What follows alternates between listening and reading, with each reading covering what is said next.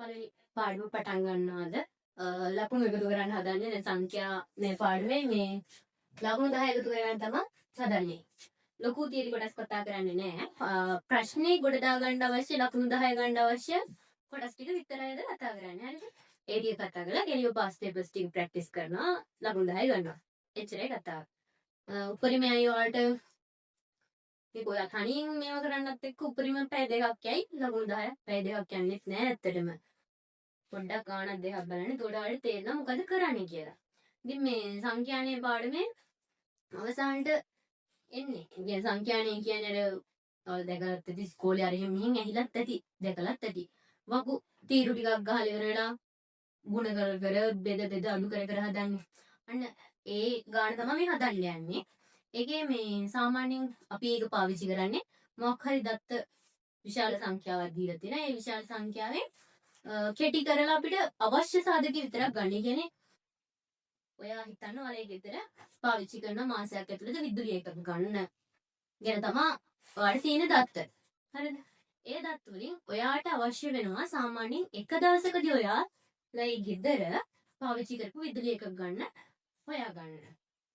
ඉතින් ඒකට ඔයාට මේ ක්‍රමය පාවිච්චි කර හැකියි. මොකද සාමාන්‍යයෙන් ඒ පාවිච්චි කරන විදුලිය එකක් ගන්නේ දල වශයෙන් ඔයා දවසකට මේ ගාන වගේ ගානක් තමයි පාවිච්චි කරලා තියෙන්නේ.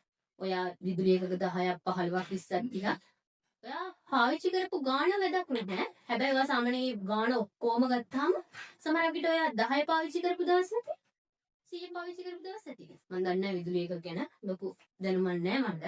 නමුත් හැබැයි ඔයා සමහරක් විට දවස ගාන පාවිච්චි කරලා තියෙන ගාන 60ක් වෙන්න පුළුවන්. මොකද උඩ පහළ යන සංඛ්‍යාවක්. ඒතකොට 60 ගානේ තමයි ඇවිල්ලා වගේ මාස සම්පූර්ණ වෙද්දී විදුලියක් ගන්න ඇවිල්ලා තියෙන්නේ. ඉතින් ඕක පොඩ්ඩක් සංඛ්‍යානේ පාඩුවේ ඕක විතරක් ඔළුවේ තියාගන්න. දැන් එතනින් හාට පාඩුවට යන්න. එතකොට මේ දීලා තියෙන්නේ දත්ත. ඉතින් මේ තියෙන්නේ එක දත්ත ප්‍රමාණයක්.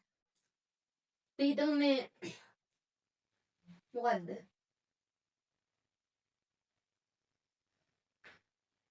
මොනවාගේද? මේ ඉලක්කම් සම්බන්ධ දත්ත ටිකක් තියෙනවා. හරිද? 10ට අඩු සංඛ්‍යා කියවිච්ච වාර ගණන් කියමු. එතකොට 10ට අඩු සංඛ්‍යා කියවිච්ච වාර ගණන්. ඒක තමයි මේ තියෙන්නේ. එතකොට මේක කිසිම පිළිවෙලක් නැහැ. පැහැදිලි භාවයක් නැහැ. ඒක ඒවා කීයක් කියලා තියෙනවා කියොත් 1යි 2යි 3යි 4යි 5යි 6යි 7යි 8යි 9යි. ඒක ගණන් කර කර ඉන්න වෙනවනේ ඉතින්. ඒවා අඩු කරගෙන අපිට පැහැදිලි දත්ත ප්‍රමාණයක් ලබා ගන්න මේ සංඛ්‍යානේ පාවිච්චි කරගන්න පුළුවන්. ඉතින් මේ තියෙන ව්‍යාප්ති වලින් ඔයාලට ප්‍රශ්න ඇගෙනවා. එතකොට මේ ව්‍යාප්තිය අපිට කැඩුවේ හැකි 1ත් 5ත් අතර සංඛ්‍යා කියලා. එහෙම නැත්නම් ඊට පස්සේ 5ත් 10ත් අතර. දැන් එකේ ඉඳන් 5 වෙනකන් කී පාරක් කියලා තියෙනවද කියලා මෙතනින් දාන්න. 5 ඉඳන් 10 වෙනකන් කීරියා දාන්න. මොකද මේක වෙන්නේ එක පන්ති ප්‍රාන්තරයක්. ප්‍රාන්තරයක් කියන්නේ මේ 1ත් 5ත් අතර සංඛ්‍යාව වලට. ඒතර මේ සංඛ්‍යාව මොන සංඛ්‍යාව වුණත් මේකට අයිති වෙනවා. 1 2 3 4 5 ඕනම සංඛ්‍යාවක් මේකට අයිති වෙනවා. 4 කිව්වොත් එහෙම 1 අයිති වෙන්නේ නැහැ 5 අයිති වෙන්නේ නැහැ. 1 සිට 5 දක්වා කිව්වොත් එහෙම 1ත් අයිති වෙනවා 5ත් අයිති වෙනවා. ඒකත් පොඩ්ඩක් ඔලුවේ තියාගන්න. ඊට පස්සේ ආනාපෙන් අහන්න බලන්න පරාසය. පරාසය කියන්නේ සාමාන්‍යයෙන් අහන්නේ පරාසය කියලා අහන්නේ මේ වගේ එක ඕවර සංඛ්‍යාත වගුවක පරාසය. ඒතකොට පරාසය ගන්නේ උපරිම අගයෙන් අඩු කරනවා අවම අගයක. උපරිමයෙන් අඩු කරනවා අවමෙන්. මම මේක නිකන් ෂෝට් එකට ලියන්නේ මොකද ඉක්මනට වැඩේ කරන්න ඕන හින්දා. ඒක උපරිම අගය වෙන්නේ 10. අවම අගය වෙන්නේ 9 මේ 1. ඒතකොට 10න් එකක් අඩු කරපුවම තමයි පරාසය එන්නේ. මේ පරාසය වෙලා තියෙනවා මෙන්න මේ අගය. ඒතකොට පරාසය හොයන්නේ නැහැ. ප්‍රාන්තරය කියන්නේ මොකද්ද කියලා දැන් මම කියලා දුන්නා. එකේ ඉඳන් 5 වෙනකල් ප්‍රාන්ති ප්‍රාන්තරය වෙන්න පුළුවන්. 5 ඉඳන් 10 වෙනකල් වෙන්න පුළුවන්. ඒ කියන්නේ අර දත්තවල පහසෙන් අපිට අඳුර ගන්න පාවිච්චි කරන දෙයක්.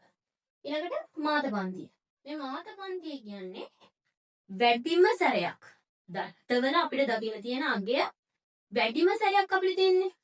අන්න ඒ දත්තය අඩංගු පන්තිය තමයි මාත පන්තිය කියන්නේ. දැන් මේක ගත්තොත් එහෙනම් වැඩිපුරම අපිට දකින්න තියෙන මොන ඉලක්කමද?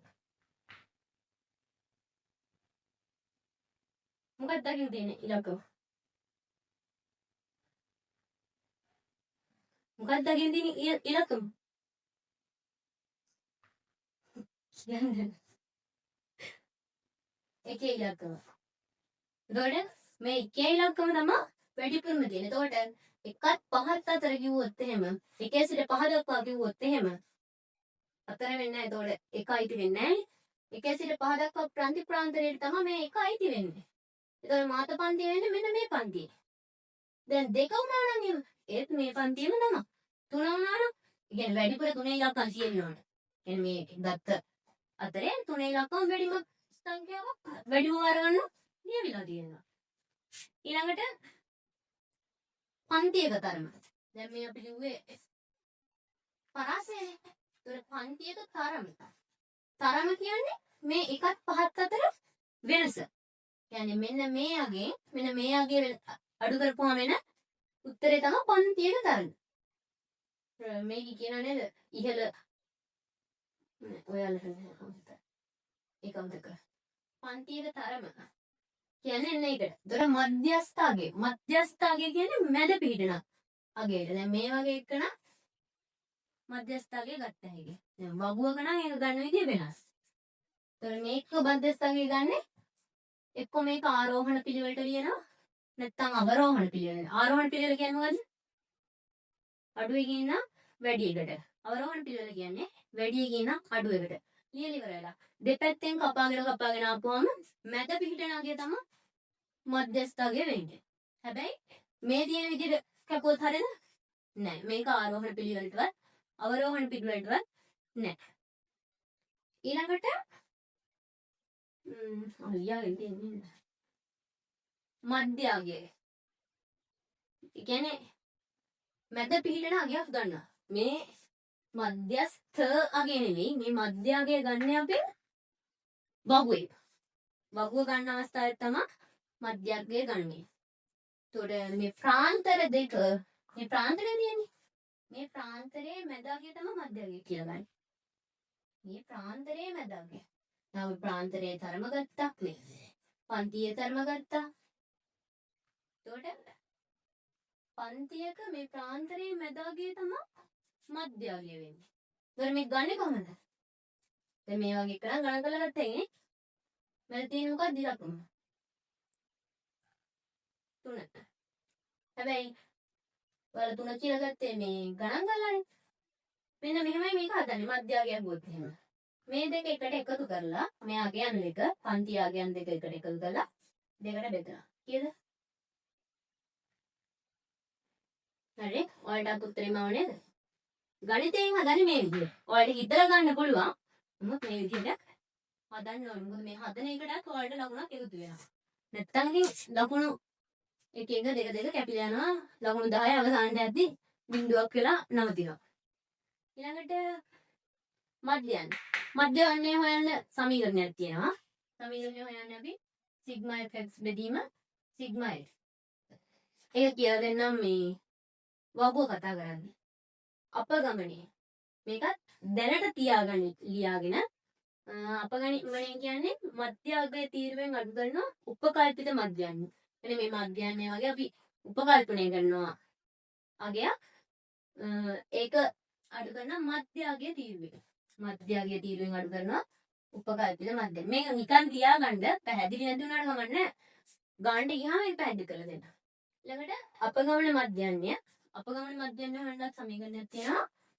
A ධන සිග්මා FD බෙදීම සිග්මා F. මේ A කියන්නේ මෙන්න මෙතනින් ගත්ත උපකල්පිත මධ්‍යයන්ට. උපකල්පිත මධ්‍යයන්ට අපි පාවිච්චි කරන්නේ A අකුර. එතකොට ඕක තමයි සංඛ්‍යානේ පාඩමේ කතා වෙන කොටස් ටික. ඕකෙන් තමයි ගණන් හදන්න තියෙන්නේ.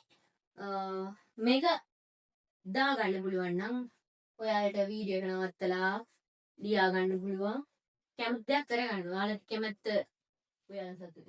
මේ කැමති දෙයක් කරගන්න. මම දැන් මේක මපනවා ඊළඟ කොටසට යන්න.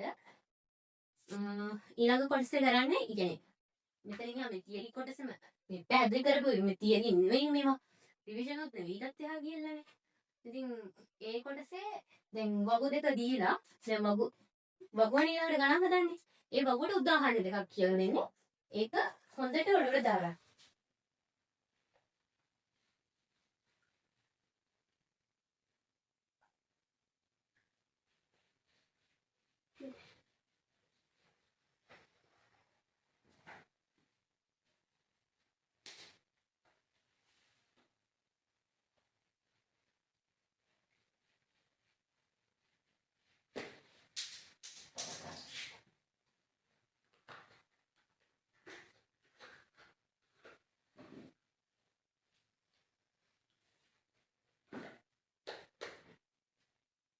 ප්‍රශ්නේ තමා දර්ශනික දාන්නම්. එක්තරා ජල ව්‍යාපෘතියකින් ජලය ලබා ගන්නා පවුල් 70ක් මාසයක් තුල පරිභෝජනය කළ ජලය එකක ගණන. ජල එකක ගණන තමයි මේ දීලා තියෙන්නේ. ඒකේ අහලා තියෙන්නේ එලා අහලා තියෙන්නේ එක ප්‍රශ්නේ